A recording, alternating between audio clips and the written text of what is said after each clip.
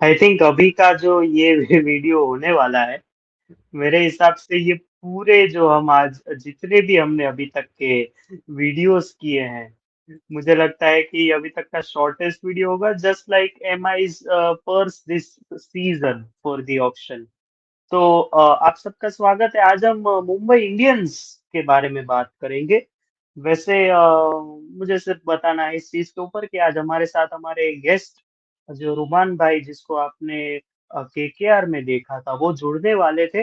लेकिन प्रॉब्लम ये हुई कि वो और मेरी तरफ से कुछ ऐसी गड़बड़ हो गई, जिसकी वजह से वो ज्वाइन नहीं हो पाए हैं। तो हो जाता है कभी कभी, लाइक इसमें मैं खुद को भी दोष नहीं दूंगा, उन्हें तो ज़रा भी नहीं देना चाहूँगा, क्योंकि उनकी कोई गलती ही नहीं थी। तो आज हम मुंबई इंडियंस के बारे में बात करते हैं। तो let's just straight dive into it. तो वन ऑफ दोज टीम्स जो क्वालिफाई हुई थी लास्ट सीजन बहुत बढ़िया खेले थे, तभी वो क्वालिफाई हुए थे। आई think they were they went till semifinals if I am not wrong, और फोर्थ पोजीशन पे थे लास्ट सीजन। और आई थिंक सेमीफाइनल में they got knocked out, but उनका विन रेशियो 8 और लूज रेशियो 6 था। तो आप समझ सकते हैं कि कितना बढ़िया वो लोग खेले हैं। और उनकी तरफ से सारे मतलब जितने उन्होंने खिलाए, जितने लोग उन्होंने खिलाए, उन्होंने अच्छा किया है, ऐसा हम समझ सकते हैं। उन्होंने इस सीजन के खत्म होने के बाद 3 ट्रेड्स किए, if I am not wrong. Arjun Tendulkar को उन्होंने भेज दिया एलएसजी में। केकेआर से उन्होंने मयंक मार्कंडे वापस ले लिया। शार्दुल ठाकुर उन्होंने एलएसजी से ले लिया। गुजरात टाइटंस से उन्होंने जो टर्फेन रदरफोर्ड को ले लिया। तो आप समझ सकते हैं कि इतने 4 ट्रेड, सॉरी टू से 3, लेकिन 4 ट्रेड्स उन्होंने किए हैं। और कहीं ना कहीं मैं सबसे बढ़िया पॉजिटिव बात, जो टीम्स क्वालिफाई होती है specially after the mega auction, उनका माइंडसेट क्लियर रहता है। जैसे कि आप समझिए आरसीबी, पीबीकेएस, एमआई जीटी, ये 4 जो टीम क्वालिफाई हुई है, ये सिर्फ मैं मेगा ऑक्शन के बाद की बात कर रहा हूँ। मेगा ऑक्शन के बाद की टूर्नामेंट में जो टीम्स क्वालिफाई होती है, उनका कोर ऑलरेडी उन्होंने रिटेंशन से सेट कर लिया होता है। और रिटेंशन उन्होंने वैसे ही अभी इस साल 5 रिटेंशन दिए थे, तो उन्होंने अपना कोर उधर सेट कर लिया है। स्पेशली मुंबई इंडियंस ने by with retaining only Indians, Hardik Pandya है, सूर्य कुमार यादव है, तिलक वर्मा है, रोहित शर्मा है और जसप्रीत बुमराह है। इतने सारे इंडियंस उन्होंने अपना स्ट्रॉन्ग कोर सेट कर लिया था। ऑक्शन भी उनका अच्छा रहा था, मैं ऐसा समझता हूँ। Will Jacks, Trent Boult, Deepak Chahar, ये सबको उन्होंने इंक्लूड किया। नमन धीर को बायबैक किया, जिन्होंने 23, 24 मोस्टली उन्होंने अच्छा किया था उनके लिए। तो ये अच्छे प्लेयर्स उन्हें उठाए, ट्रेड उन्होंने अच्छी की। तो एमआई की सबसे पॉजिटिव बात यही है कि उन्होंने अपना कोर एक बढ़िया सेट कर लिया है, और उन्होंने अपने छोटे मोटे प्लेयर्स ही यहाँ पे निकाले हैं।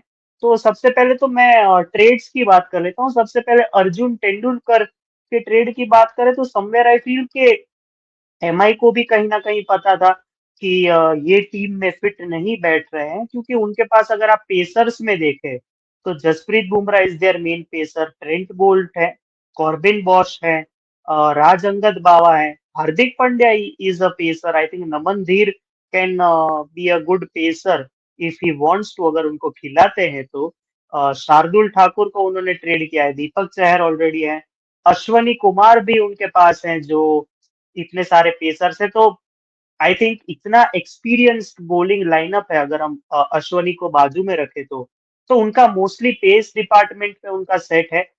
बैटिंग में भी उनका सेट है विद द इंक्लूडेड शर्फेल रदरफोर्ड।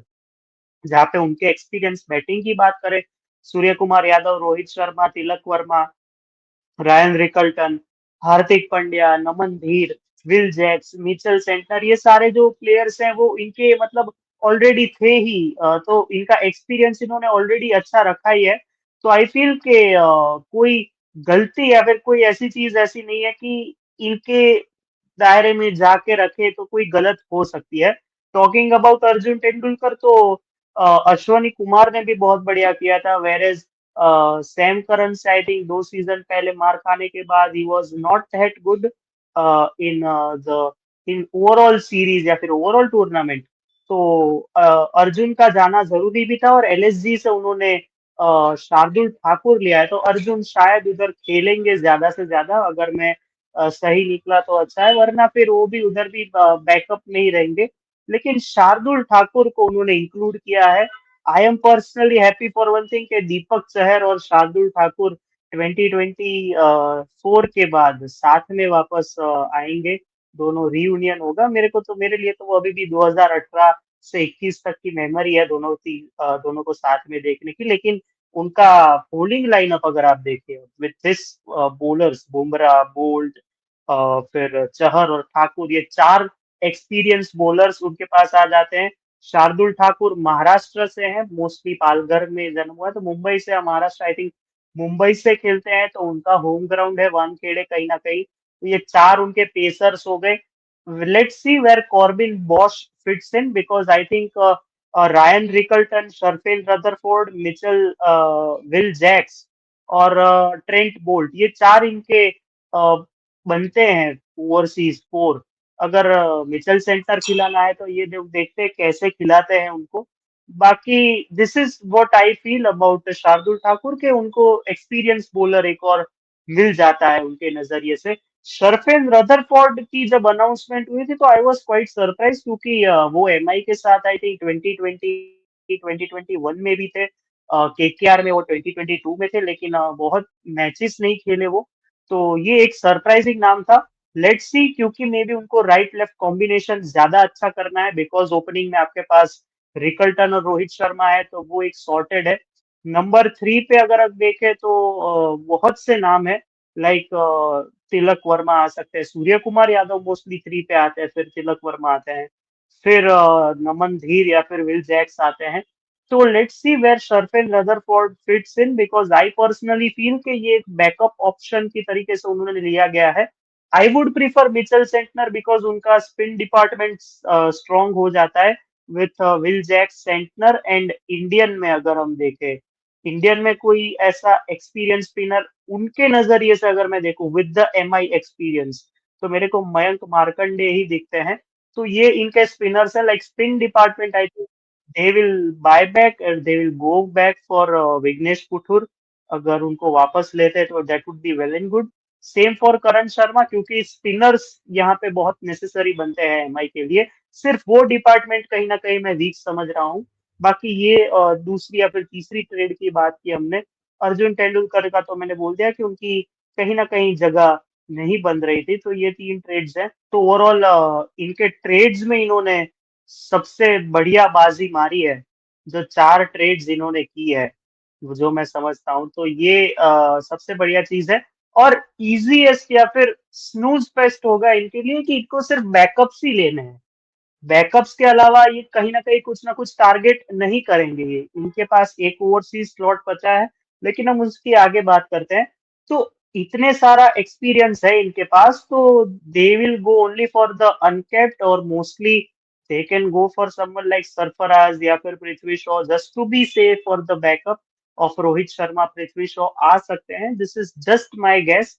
तो ये बैकअप्स के साथ ही चल रहे हैं थ्रू आउट, तो इनके लिए अच्छा है। आई एम पर्सनली हैप्पी कि इन्होंने, भले ही इनको सब लोग ट्रोल कर रहे हैं कि पर्स कम है, लेकिन उनका जो एक्सपीरियंस है, उनकी जो कोर है, उनके जो बैकअप्स है, I am personally satisfied with that. सिर्फ एक नेगेटिव अभी मैं देख रहा हूँ कि इनके पास इंडियन विकेट कीपर में अगर हम देखें तो there is only Robin Minz, जिनका मुझे नाम दिख रहा है इन विकेट कीपर्स को। एक बैकअप विकेट कीपर इंडियन भी लेंगे, साथ में रायन रिकल्टन तो खेलेंगे ही एज इन ओपनर स्लॉट। तो ये देखते हैं। कॉर्बिन बॉश के साथ एक डिबेट हो सकती है कि ये फिट कहाँ बैठते हैं 11 में। अभी एक अच्छा परफॉर्मेंस कहीं ना कहीं मैं समझता हूँ उन्होंने दिया है, तो कॉर्बिन बॉश खेलते हैं कि नहीं, that would be good to see कि ये लोग कैसे इनके साथ खेलते हैं। अब दूसरा सवाल मेरा जो ये है कि ये है कि रोहित शर्मा क्या as an impact player continue करेंगे खेलना। तो somewhere I feel yes, but I personally feel कि अभी वो धीरे धीरे फिट, धीरे धीरे क्या आईपीएल आते आते तो और फिट हो जाएंगे। तो आई पर्सनली फील कि उनको 11 में एज इन 11 रखना चाहिए।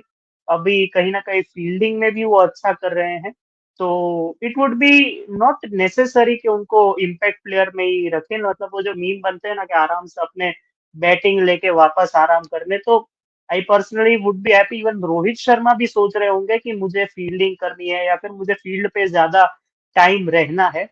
हार्दिक Pandya no doubt is a good captain, but अगर कहीं पे जरूरत पड़ती है तो आपके पास चलिए जसप्रीत है, सूर्य कुमार है, लेकिन एक एक्स्ट्रा एक्सपीरियंस के नजरिए से बात करें तो Rohit Sharma is the name you might need him in the field. और जैसे कि हमने इस सीजन देखा था कि एक मैच हार्दिक पांड्या नहीं खेले थे, Surya Kumar was the captain. तो कहीं ना कहीं मैं समझता हूँ कि अगर रोहित शर्मा फील्ड पे रहते हैं ज्यादा तो उनके फैंस को भी अच्छा लगेगा। एंड जिस तरह की उन्होंने फिटनेस वापस गेन की है तो उस हिसाब से नेसेसरी बनता है कि उनको फील्ड पे रखा जाए। और इम्पैक्ट प्लेयर में अगर हम बात करें तो जसप्रीत बुमराह अगर इम्पैक्ट में रहते हैं तो I would be better option कि उनको जो गधा मजदूरी करवाई गई है सिंस बीजीटी, उससे अच्छा उनको जो एक well deserved rest for only one inning जो मिलना चाहिए वो एटलीस्ट उनको मिल जाए। उनको सिर्फ बॉलिंग के लिए आप अवेलेबल रखिए, उसके अलावा उनको रेस्ट दीजिए। तो I would be personally happy because वो T20 वर्ल्ड कप के फटीक के बाद खेलने आएंगे। तो उस हिसाब से मैं समझता हूँ कि जसप्रीत बुमराह को आप रेस्ट दीजिए, रोहित शर्मा को आप फील्ड पे लाइए। अब हम बात करते हैं प्री एक्शन एनालिसिस की। तो MI के रिलीज और रिटेंशन देख लेते हैं।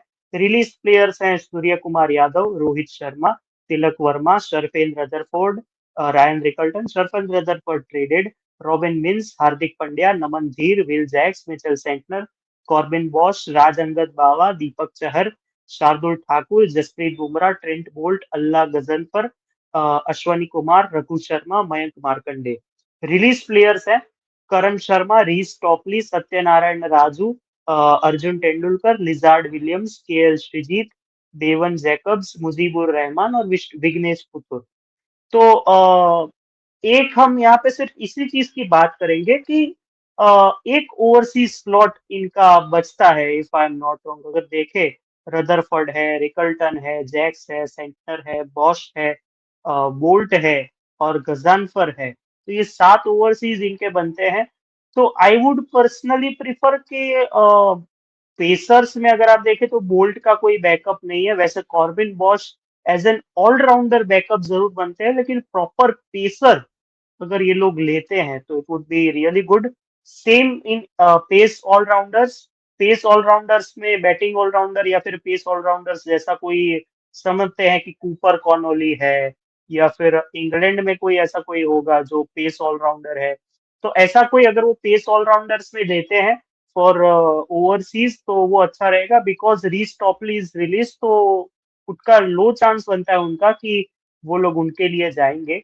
तो आई पर्सनली फील कि ये एक ऐसी टीम है ना कि इनके पास सब है स्पिनर्स, इंडियन स्पिनर्स के अलावा। मतलब Markande, I don't know, I am sorry लेकिन मैं भूल गया हूँ कि Raghu Sharma is a spinner और नॉट। लेकिन Allah Ghazanfar, Will Jacks, Mitchell Santner और मयंक मार्कंडे, ये इसमें भी एक ही इंडियन इनके पास स्पिनर है। Maybe they will buy back Vignesh Puthur. और मेरे को बहुत सरप्राइजिंग रिलीज लगा कि विघ्नेश पुथुर कहीं ना कहीं क्यों रिलीज हो गए, टू बी ऑनेस्ट। तो आई फील विघ्नेश पुथुर को इनको वापस लेना चाहिए। और एक पेस ओवरसीज जैसा कोई एंड्रिक नोरकिया है या फिर जेकब डफी है, लेकिन Jacob Duffy was like to like for Trent Boult, मैं ऐसा समझता हूँ। तो he can be a really good backup. तो Anrich Nortje, Jacob Duffy can be really good backups for him. Even Lungi Ngidi अगर उनको लेते हैं तो he would be a really good backup. Allrounders में अगर हम देखें तो बहुत से नाम है। मतलब अभी पर्सनली मैं याद करूँ तो नाम याद नहीं आ रहे, लेकिन ऑलराउंडर्स में Jason Holder can be a good backup. तो I think he can they can go for him because Jason Holder experience है। और MI CS के और इवन आज के टाइम पे अगर मैं देखूं तो गुजरात टाइटंस एक्सपीरियंस प्लेयर्स को ज्यादा बैक करती है कहीं ना कहीं। तो I would be happy if Jason holder is your new Mumbai Indian. तो ये एक मेरी पिक रहेगी। आई don't know if ban cutting edge क्या कहते हैं उन्होंने किया है कि नहीं रजिस्टर, लेकिन that would be too much to से।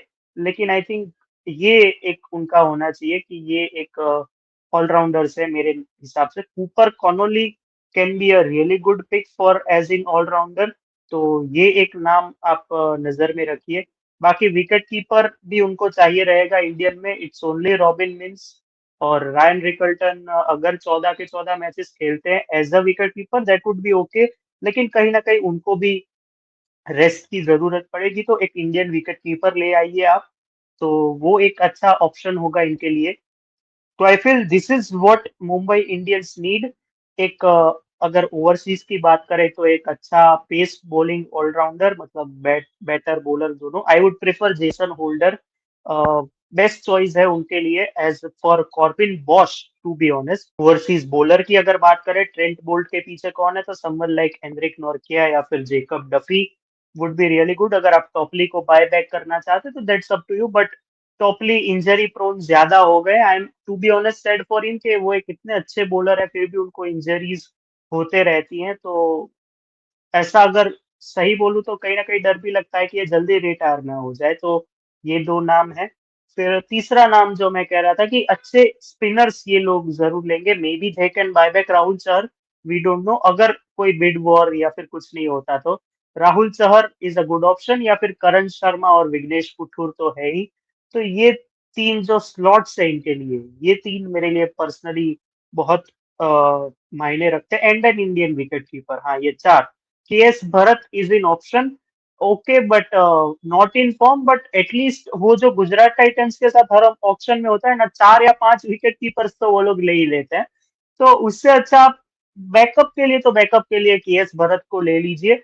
इंडिया में एक्सपीरियंस कैप्ट में सिर्फ वही विकेट कीपर जहां तक मेरे को पता है वही है। तो ये मेरी रहेगी इस पर्टिकुलर एमआई टीम के लिए। बाकी तो सब कुछ सेट है, मतलब ओवरऑल अगर हम कहें तो सब कुछ है। मतलब बैटर्स बहुत बढ़िया एक्सपीरियंस है, पेस बॉलर्स एक्सपीरियंस है इंडियन, ओवरसीज इनके ऑलरेडी सेट है तभी उन्होंने एक निकाला है। विकेट कीपर, स्पिनर और पेस ऑलराउंडर या फिर पेसर इनको चाहिए रहेगा।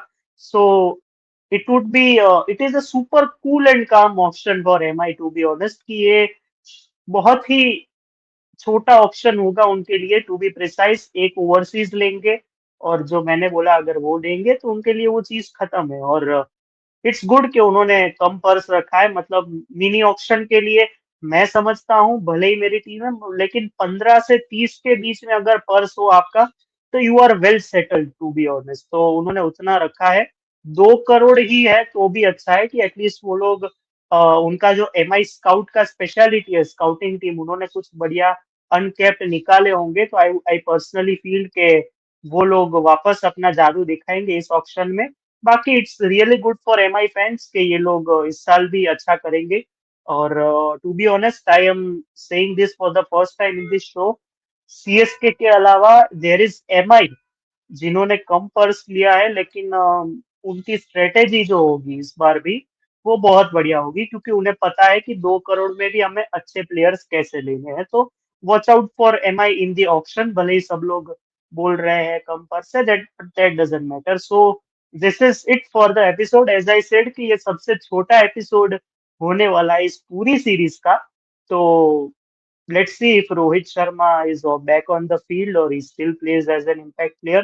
I would be personally happy अगर वो वापस फील्ड पे आते हैं तो I think this is it. अब कल वीडियो नहीं आएगा, कल मूवी रिव्यू है, तो हम मिलते हैं परसों Saturday with new teams preview. I think आप लोग ने गेस कर ही लिया होगा, लेकिन फिर भी कीप गेसिंग। तब तक के लिए बाय बाय।